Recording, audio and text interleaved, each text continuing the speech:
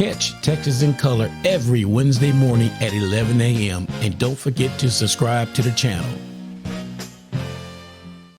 All right, good morning, everybody. Good morning. Another edition of Texas in Color here. I'm Ronald Gordon, along with Mr. Green right here, George Green. Veronica should be joining us later. But other than that, we're just sitting here waiting for Christmas to come across. And I don't know about you, but some of my biggest presents for Christmas going to New Year, did we get everything straightened out with all these bills that's coming up? It, it's, Oh, it's a lot of things going on. And I looked at other states to see what bills they have. It looked like we leading the state, Texas leading the state with all these bills. Is it 1,900 or something, or is it up to 2,000 now, sir? well, it's borderline in there, and you can full well expect there will be upward to 8,000 bills before it's all over with, and that's according to my state representative. And Texas is a big state, Yeah. and before we go there, I do want to say good morning to everyone, and a Merry Christmas too. This is a wonderful time of the year, beautiful weather. We don't have the snow, but No. we can still enjoy what we have. We sure can, but hey, the weather's been nice. I love this weather. A lot of people complain. Don't. Then I said, think about the weather in August to right now. You Yes, know, right. there's no comparison. It's beautiful. Well, I think they call this Chamber of Commerce weather. Chamber weather. Okay. Yeah, Oh, that's when the Chamber of Commerce love this weather because of the visitors coming and yeah. everything. Speaking about visitors, I did check out the website for all the things that's going on at the state capitol starting in January, and I'm gonna make my beeline down there a couple of times and pop in on some of the sessions down there because I think everybody needs to take that opportunity to do that instead of sitting back complaining. Go down there and see how it's done. Regardless what party you are, you got to see how democracy is done. And you could agree to disagree, dislike it, whatever, but that's how it goes. And I think everybody need to take firsthand because I remember growing up, we would take those trips in school to the Capitol to see how things were. And they don't do that anymore nowadays, Mr. Green. No, no, they don't, and it's really sad uh, that the kids miss out on that. Um, it's quite an education, and just last week, I went ahead and made a donation to my state representative, and I would encourage others to do the same. And it doesn't so much matter the size of the amount that you donate to these representatives, but please do so, and and bend their ear, because it's there's so many things that are going to change come January 1, Yeah. that affects everyone, and and please, however you can, get in touch with your representatives, and let them know your wants and desires. Hey, you're right about that because I do my donation once a year too. And what I want to remind everybody right now, forget what's going on. Well, I don't mean it like that, but really, don't worry about what's going on in Washington, D.C. We need to worry about our state level, our local level, and that's what we need to concentrate on because that's where the impact going to come in, your commissioner court and all that, your school board. We need to really worry about what's happening in our own neck of the woods. Now, they can do what everyone do up there in DC, but we got to worry about how we going to handle everything down there locally. I think everybody get lost on that.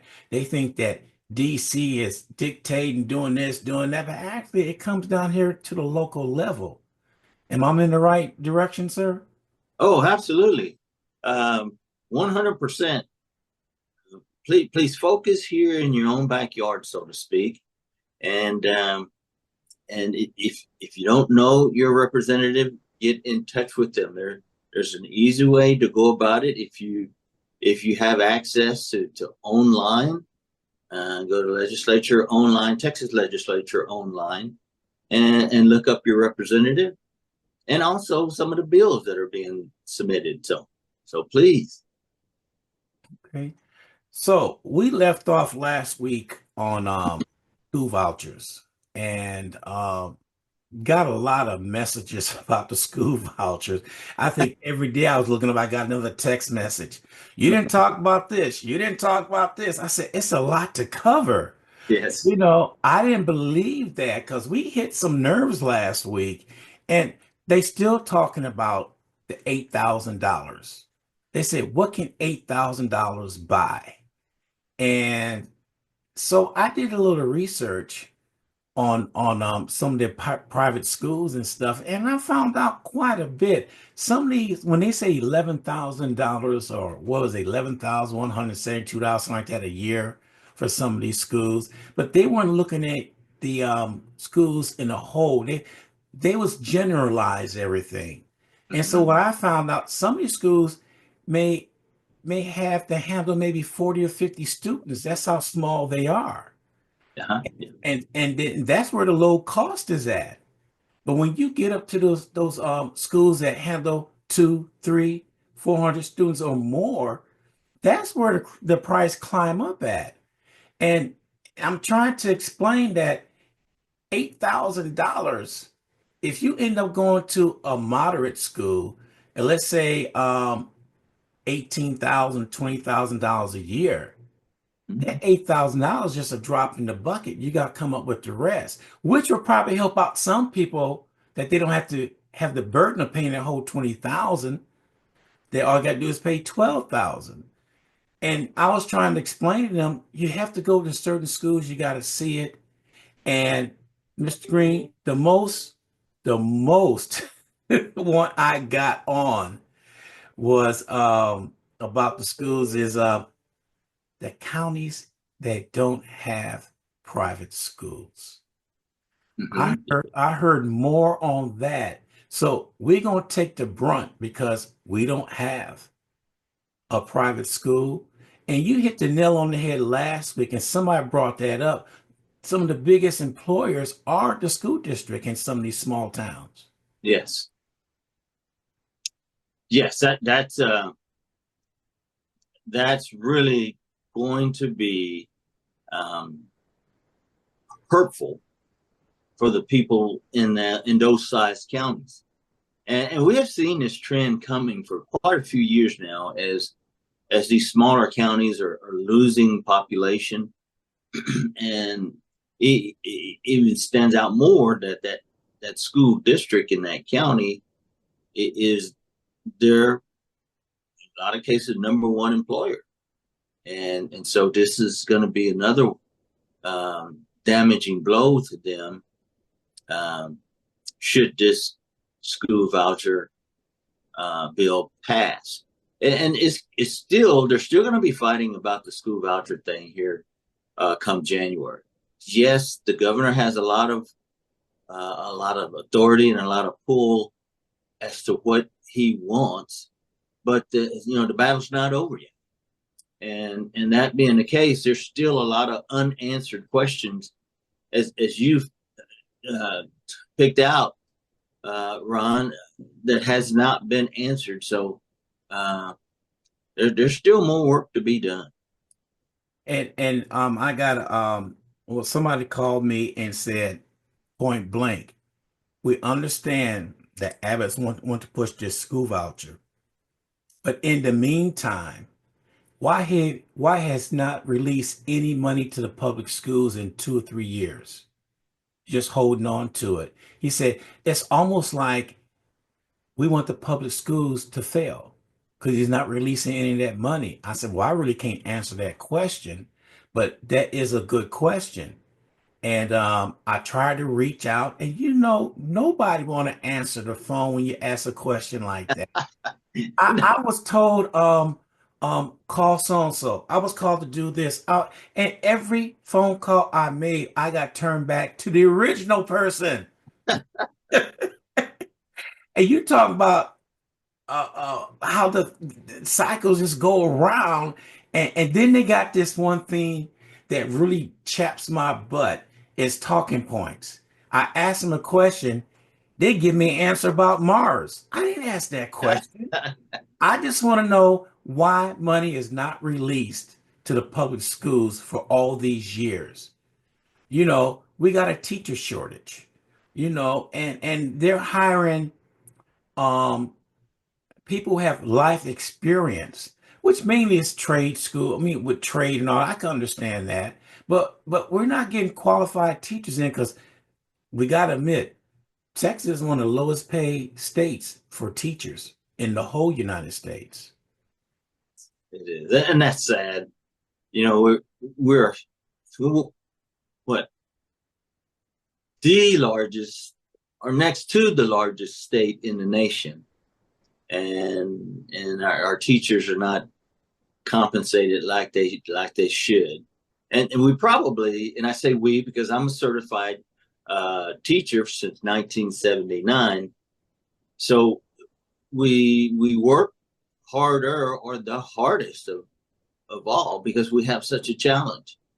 And we've been beating this drum for quite a while, uh, but they're not seeing the real value of these Texas teachers, and we've got to get that message across somehow, some way. Instead of beating the dead horse about the school voucher, um, constantly, what improvements going to be made? What improvements can be made to the public school? What's going to happen when the revenue is lost on that? Because it's going to be some of these smaller districts and counties that don't have a private school are going to suffer tremendously. Not much with the education part of it. It's going to be the extracurricular activities that they do that's funded by that.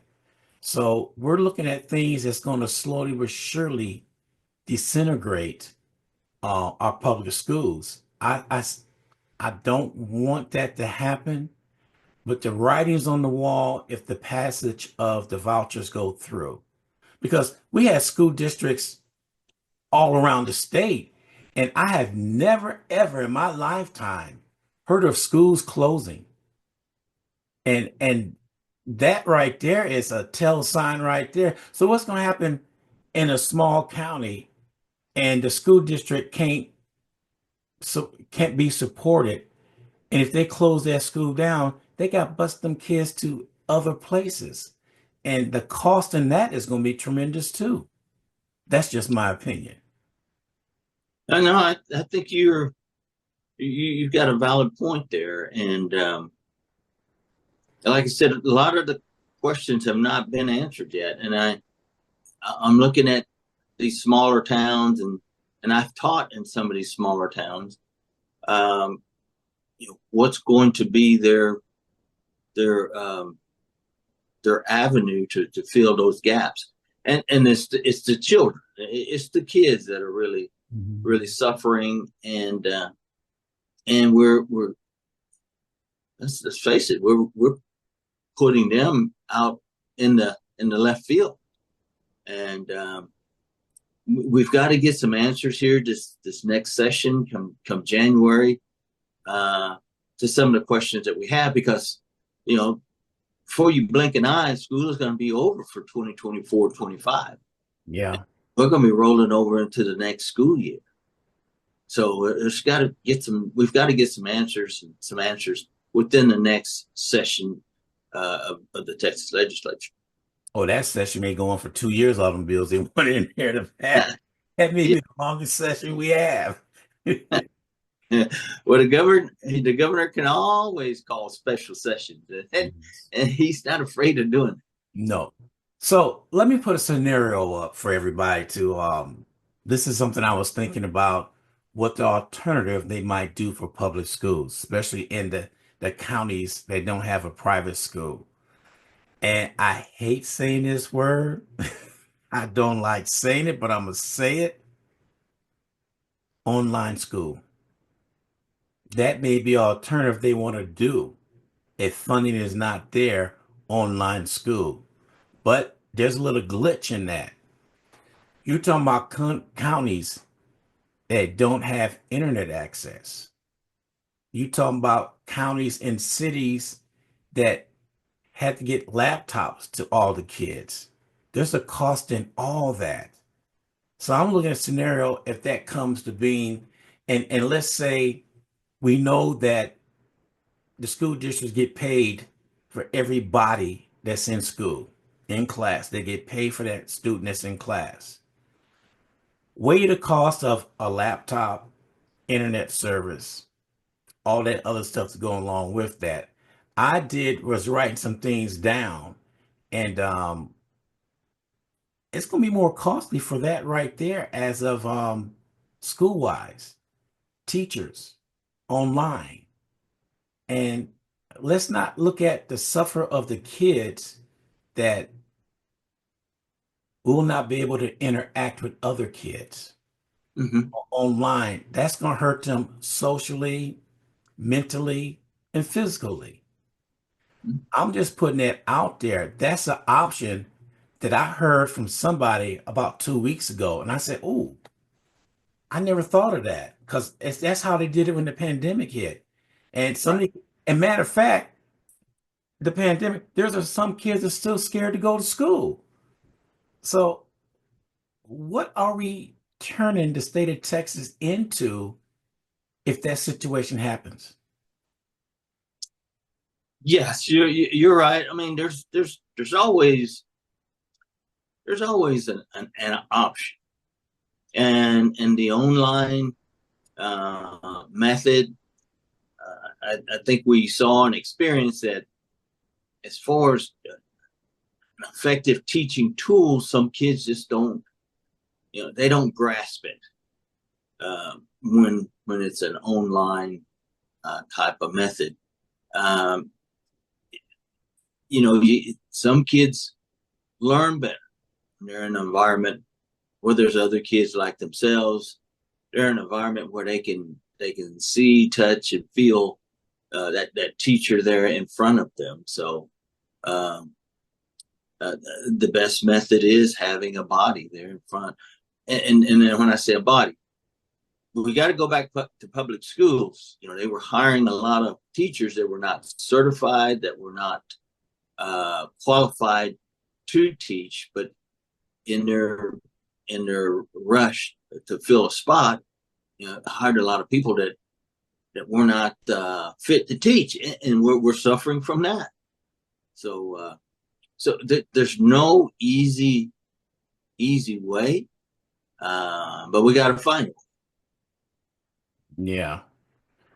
I I read an article this morning about I can't remember what state it was in, and I thought it's about time. The article was written that they're letting students to give input on things that the school district is going to do. They want to hear from the students. I said it's about time because us being adults, we feel we know what's best for our kids, which is absolutely true. But yet, sometimes the kids could tell us something to show something that we didn't think about, that they see, that they need. So we need to get more input from the kids. I would love to see some input from the kids on the school voucher. I would love to hear that. Maybe I'll round some kids up and do a show on that because I want to know how it's going to affect them physically and mentally. So we can't forget about our students, our kids, because that's who lives we're changing. Exactly. And Ronald, I think they should make you head of education here in the state of Texas, because you you're thinking outside the box. I mean, you're looking at different ways to solve a problem, and your input about getting students input on the voucher situation is very, very valid. um, we should give our children more credit than we do, because they're more inclined to tell you exactly what they need and to think outside the box. We've been thinking, just one way for so long in Texas, and I'm a student of the public school system here in Texas, Mhm. uh, but we've got to get input from students, from other people like yourself, uh, to help come up with the solutions. Yeah, I always say this one saying all the time. I took this social skill class in 1998, and I still use it to this day. I always say the problem is not the problem. The problem is your attitude about the problem. Yeah. And, and I say that, and I said it to one person. I said, huh? Say that again? So yeah, we have a problem here. And some of it is the attitude about the problem. Like, my mind is made up. There's no way you could change it. See, to me, that's a closed mind. You're going into a mindset that this is what you're going to do regardless, the pain and the suffering that's going to happen to other people. So this is how it's going to be. Uh, we have to learn how to sit down and talk cross table. I mean, I would love to sit in a session where they could sit back there and talk about the pros and cons of it. I want to hear the honest truth. I don't want to hear uh uh a deal you got typed up, the talking points, that's all you're going to talk about. They need to open up their minds and listen to other people, regardless you don't like that party. It has nothing to do with the party. It has to do with our kids, our students. And I'm sorry, but Mr. Green, some going in with their mind closed already. They're gonna sit there and act like they care, and they didn't hear a word anybody said because their mind is made up already. Mhm. I wish we could treat this like a jury. You have to be open-minded and listen to the facts. And I wish they would do that. I wish they would turn to this like it's a court case. Listen to the facts. Weigh the way you're going to vote on the facts. That may be too hard for some people to do the facts. But I'm looking at it, I'm trying to look at it in a way that people can understand where the other side is coming from. I'm trying to understand. I'm reading some things. And believe I read some stories in there that there are some Republicans that are pushing back on the school voucher. And there are some Democrats that's embracing the school voucher. So it's on both sides. But it's now if they could do that, imagine we get those two together talking to each other to find out, is there a way we could work around this? Is there a medium where we could sit down and say, okay, this is what we'll do. We'll do so much for public school and so much for school vouchers. Why all the eggs gotta be in one basket, Mr. Green? Well, uh, you're exactly right, and the people were commenting about our last show and saying, "Oh, you didn't cover this, you didn't cover that." There is a lot that we did not cover, and there's a lot more that needs to be covered. But in our time frame, we try to hit some of the high points, um, and discuss them as best that we can with the time frame that we have. But we I could bring up some issues that are just a born burner. For instance, um, we talk about the voucher, public, so on and so forth. There's a if you continue to go that voucher route, you're gonna start separating these kids, and then the color thing, the racial thing comes up because we go by a private school right here a few blocks away, and I would venture to say it's near 100% all Caucasian, and so you got that effect that you're going to have to deal with, or we should deal with, some way, form, or fashion. And then our other kids that are left, they're going to the public schools that are failing. So that surely needs to be addressed, and how we're going to handle that. I'm sure somebody has an answer. I'm sure Governor Abbott has an answer. We'll have to see. Yeah, I'm waiting on that. When you said And that's the point. That's another point right there somebody made. Are we going back to the 50s when schools are separate again? Blacks go to one school, or minority go to one school, and whites go to the other. Is that where we're leading ourselves down to again? Diversity want to be taken out. They don't want to have that anymore. Um, I- we're going down a slippery slope, and I think we're more sliding than anything else. It ain't slippery anymore. I think we're sliding down that direction. So Yeah. we got to put a halt to this somewhere down the line because if you see things where they're talking nowadays, it's more like we still want to go back to the 50s when it was do as I say as I do, and this is good for one group of race, this is good for another group of race, and we find out it's better to teach everybody separate to bring them all together. That's what I'm starting to see, and Lord, I hope that don't happen. Well, I hope it doesn't happen also. Um, but I'm afraid that we're there. And for some feel that it's hey, it's all right. Um, some would like to. I mean, on both sides. Some would like to go back to the way it was, 60, 70, 100 years ago. Um, and if the voucher route has an aspect of that, if we're not careful, some people don't care, but I think these kids, we're in a world where it's people that are all shapes, size, colors, et cetera, et cetera. And we got to live with that. Our kids have to live with that. And if people think that's okay, it, that's not correct because we don't live in a bubble, and our kids don't live in a bubble. So they got to learn. They should learn to work with people of all kinds, shapes, size, and colors, etc. So we can't just lock ourselves away. That's true. That's true. It just came across to me on how they're taking history away.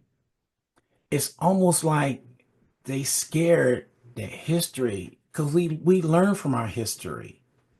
And when you start taking the history away, we don't know where we came from. It's almost like they want to restart everything like right now. This is what history is all about right now.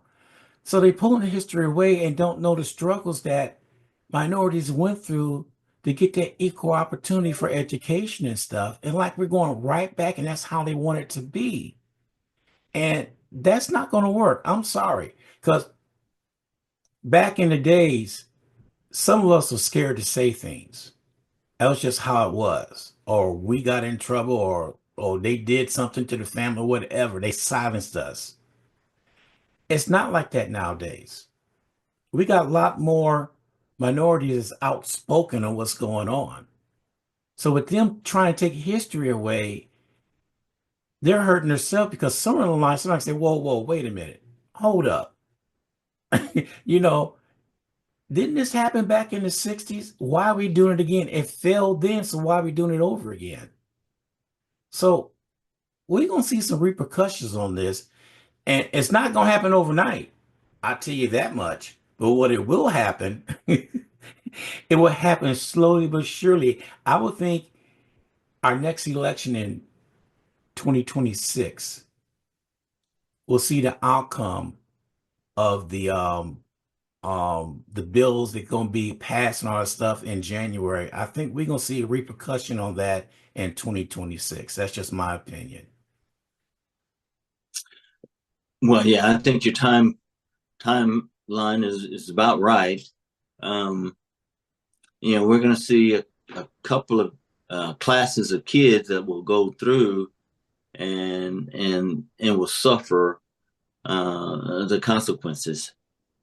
And these kids are so innocent. I mean, from 4, 5, 6 years old and up, they play together. They like being around one another, and we as adults are taking that away from them, Yeah. and that that that is sad to see.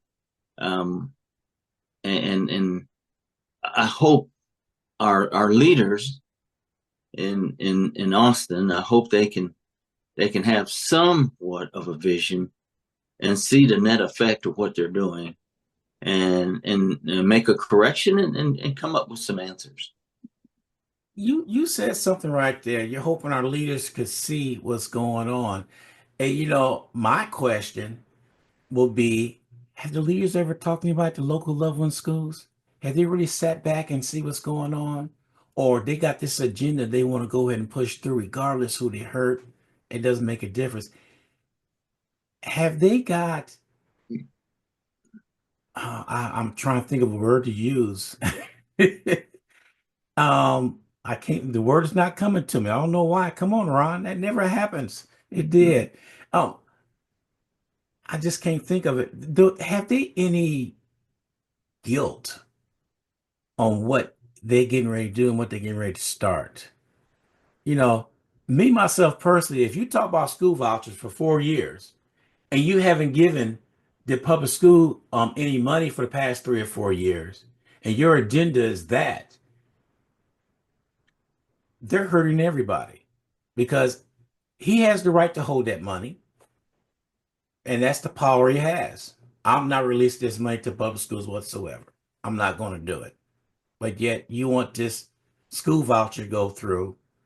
And what dawned on me is I was looking at it deeply one day and saying, so what we need to do is go back to the old times when elementary schools in the neighborhood where you had fundraisers.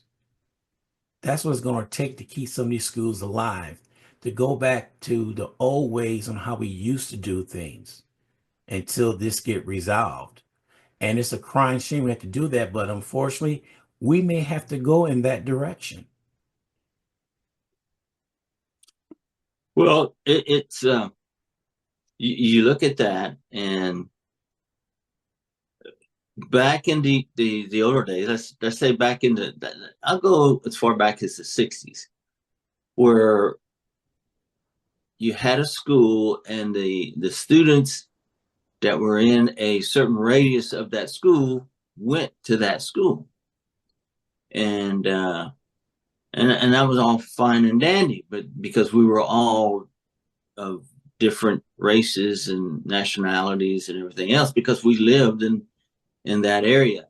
Now we've gotten into some of these neighborhoods that are extremely high dollar neighborhoods, and unfortunately it's only a certain race or group that can afford that housing, and so again, it it draws us apart.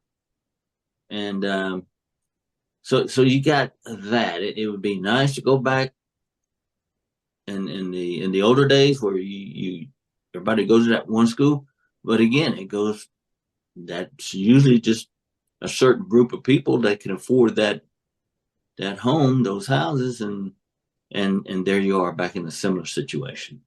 Yeah. I will kick it up a notch. And I was talking about homeschooling or they're online schooling.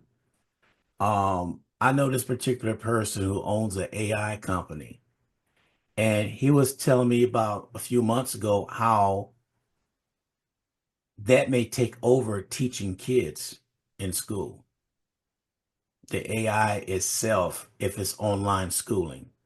And I said, that's scary. And he said, well, that's the wave of the future.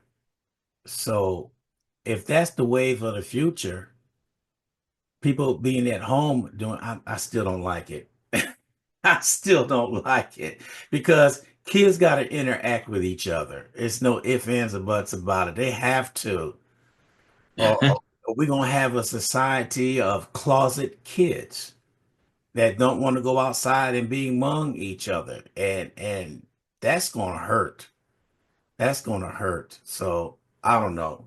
I was just asked somebody about that, and they were telling me that, and I see it coming. Seriously, I see it coming. I think it was a school in Austin that was testing something out like this. I'm trying to remember what, and I'm trying to find it. They were testing it out with kids. I think it was in the high school or something, and they were testing things out with AI and teaching. And I cannot remember that program for anything. I'm going to have to find that program, bring it back up again. But if that's the case, if any listeners out there know anything about that, please let me know. So I'm dying to see how AI is going to take over. Now, see, we got a lot to worry about.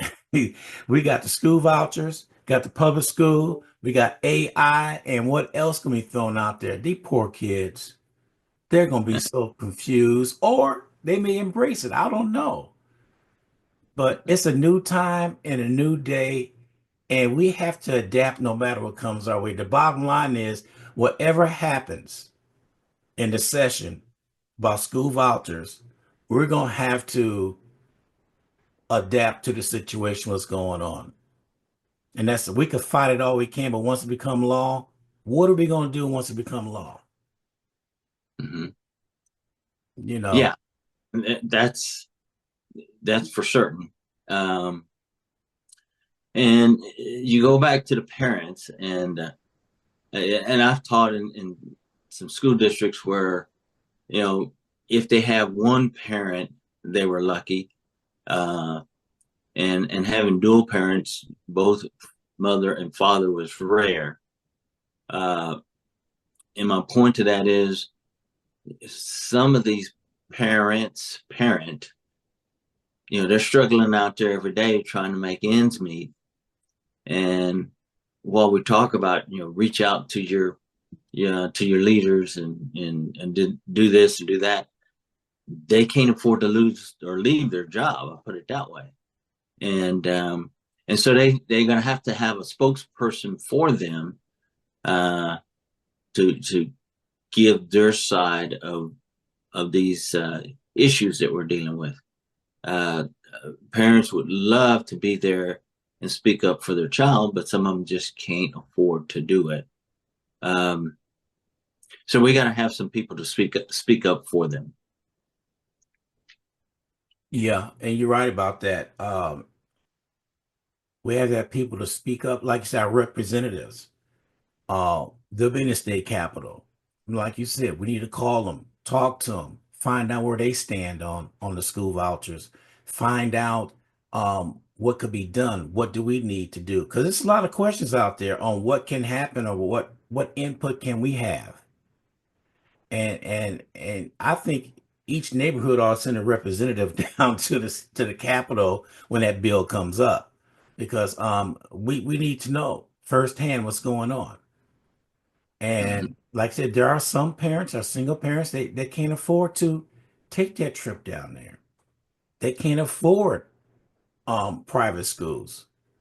So we have to get together, and I'm gonna say it again.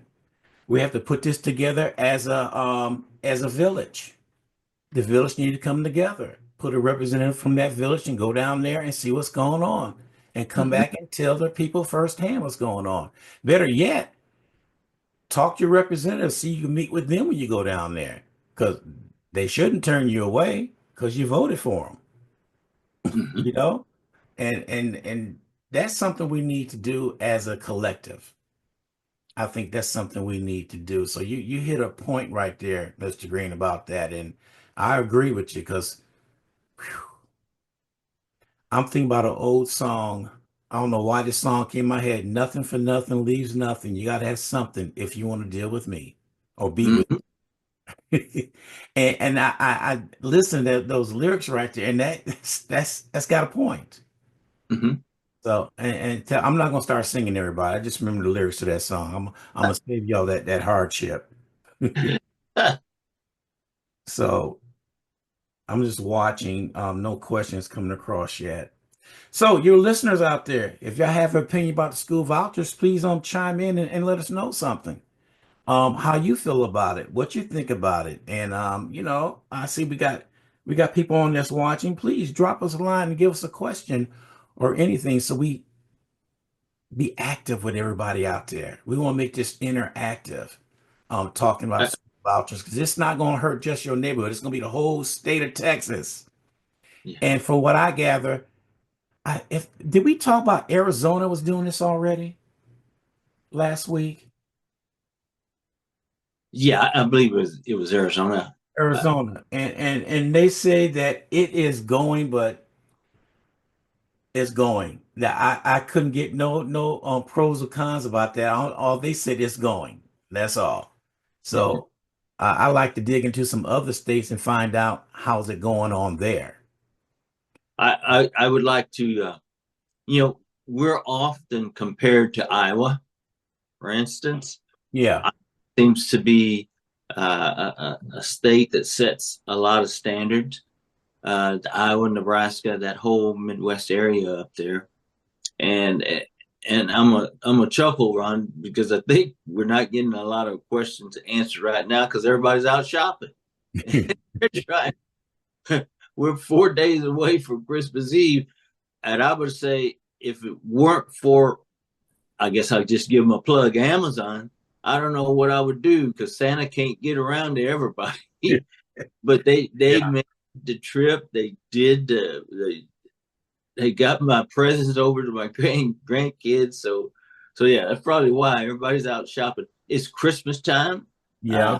I pray everybody's is it's got enough food on the table and roof over their head and clothes on their back that they can go through this Christmas time with a smile and be in a good mood because we all need to be in a good mood nowadays. Oh, I had somebody just chimed in and said that they taught for 34 years and taught 2 years in the private school and the other two in public schools. So this is what I've learned in my 32 years of public school. Please elaborate a little bit more. So they're out there, and just like you say, everybody's probably out and about doing things, but we're not going to stop on this school issue right here. We're not going to stop on it at all because it's something that we need to know about.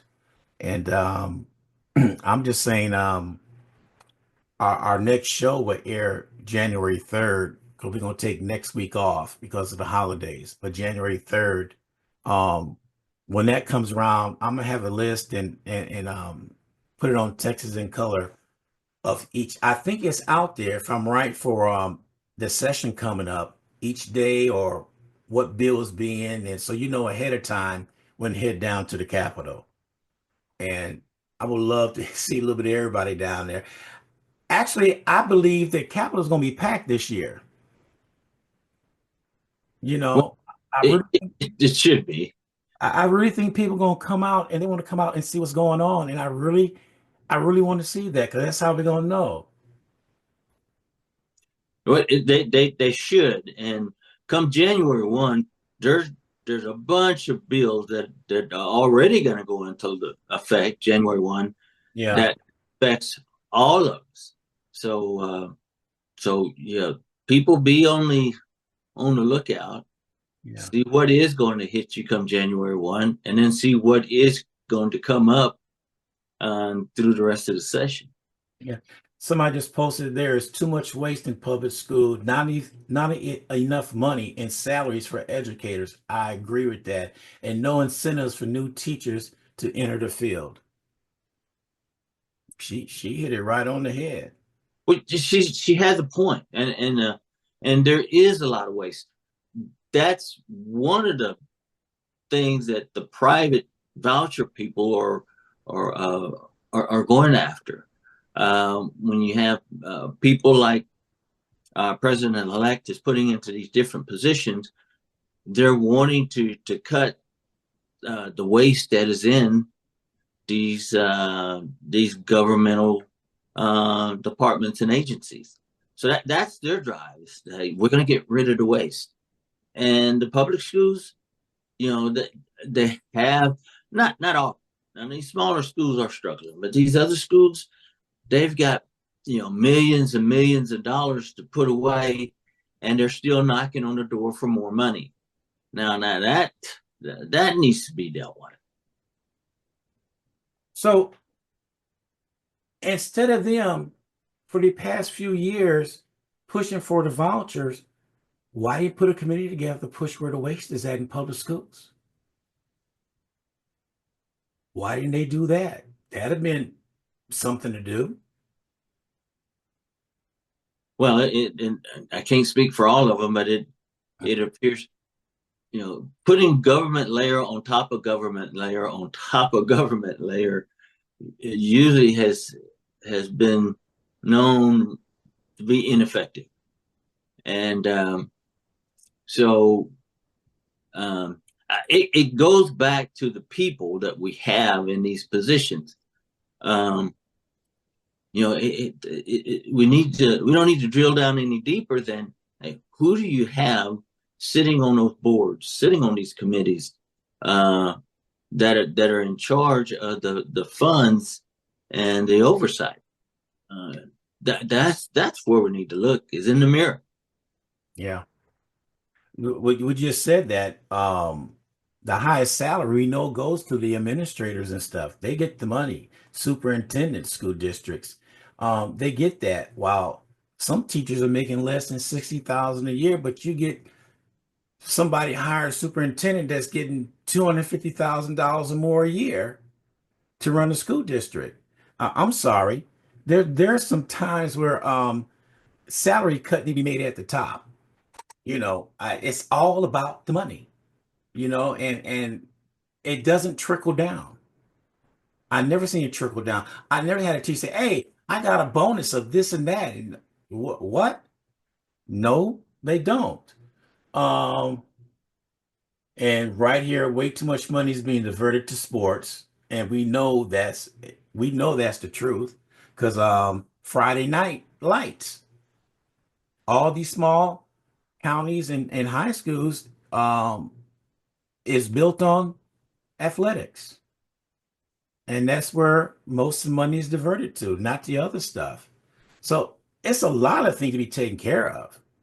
But I'll let you know right now, school vouchers are not going to solve that problem. My opinion. Yeah. Well, and unfortunately, we're gonna it, should the governor get his way, and they work out some of the issues that we have to deal with in this next session, we're going to see. Time will tell how effective this is going to be.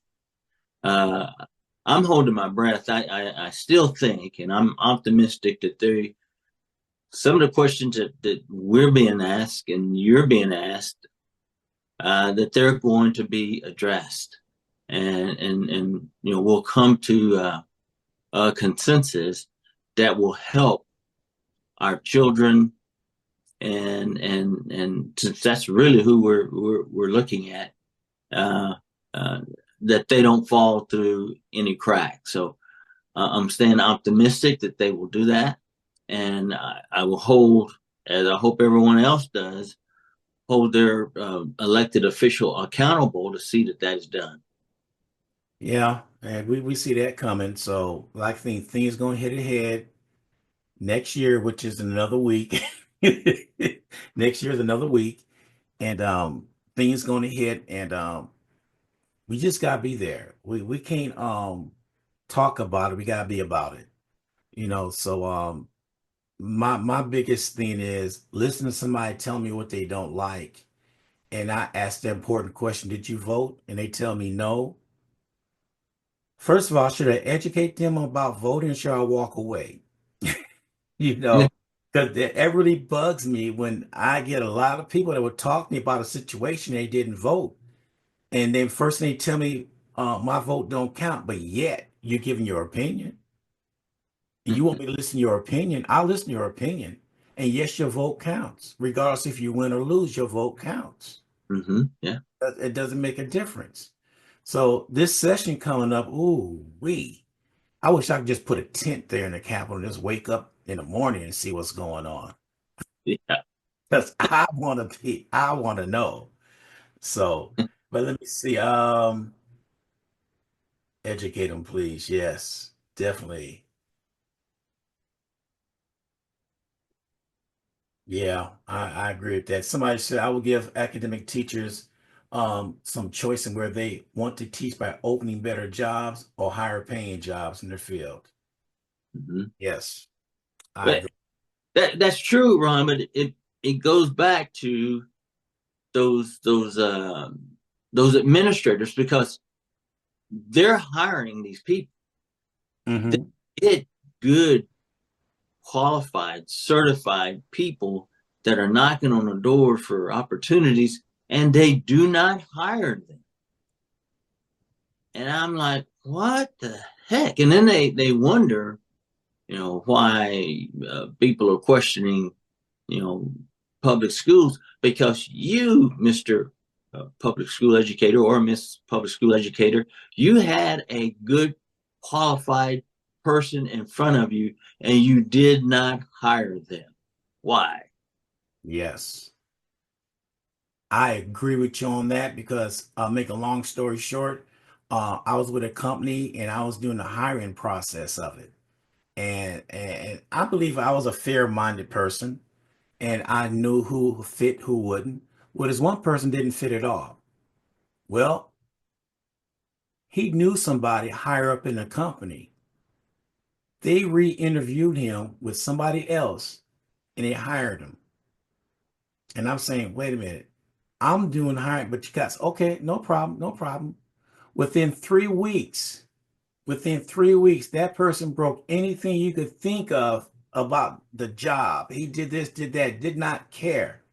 And we end up then they said to me, Ron, you're gonna have to let him go. I said, I didn't hire him, you're gonna have to let him go. That's right. I didn't want to hire him in the beginning. So what I'm getting at, sometimes politics play a role on who you hire and who you don't hire. It doesn't matter what industry you in. That's just how it is. And in the school districts, basically, it happens. They give a friend of a friend, hey, you need to hire this person right, even though they're not qualified, but you hire them anyway. So we know that happens. And the student suffers. And, Yes. and I shake my head, and like you said, it does happen, Ron. But it it it is a shame because at the end of the day, that student is suffering because they don't have the right person there, uh, sharing, helping them learn, etc. Yep. Yep. I agree with you on that right there. Man, it's something else. And this time just went by fast, Mr. Green. Oh, Man, we covered a lot, and I'll share with everybody else things that's coming in later on. But we're gonna be off next week. We'll come back January 3rd, and we'll have everything ready to go. I mean, we're gonna have it going on because school vouchers is not the only thing that we need to talk about because there's the border bill, which is a hot topic. Somebody donated some land here in South Texas for them to start building detention centers. So we know that's coming up. And I don't know about you, but the other day, Mr. Green, Sunday, for instance, I filled up my tank. It cost me $2.29 a gallon. ah, I looked around yesterday, it went up to 2.75. yes. I'm trying to figure out what the heck is going on here. I mean, you could change. I mean, you could be pumping gas at 2.29. Right in the middle of that, boom, it goes up. And hey, wait a minute. Electronics. That's what they do, technology. They raise this couple button, boom, there it is. But the energy industry too, they're going to be talking about that. I hope they talk about our electric grid because it's still in serious repair. We need things done. So There's a lot of things besides the school vouchers that we're going to talk about next year, but it's quite a bit. So we're gonna pick and choose what topic that is. All of them are important, but the more important one, okay, I put it like that because they're all important. Because what I feel may not be important is important to somebody else. Yes. And if that is important to you, chime in, let us know, and we'll talk about it. Yeah. That's the best I can do. It's that right there. So, but well, Mr. Green, you have yourself a Merry Christmas and a Happy New Year. And we will catch everybody here on Texas in Color January 3rd. Yes. So, sir, I appreciate you joining in this morning. Yes. And Merry Christmas, Happy New Year, and God's blessing to all. Okay. We'll see everybody next year on Texas in Color with Ronald Gordon, George Green, and Dr. Veronica Brooks. Y'all have a very, very Merry Christmas. Thank you for watching Texas in Color. Please tune in every Wednesday at 11 a.m. And please don't forget to subscribe to the channel and hit that notification button so you'll be notified each and every time we go on live.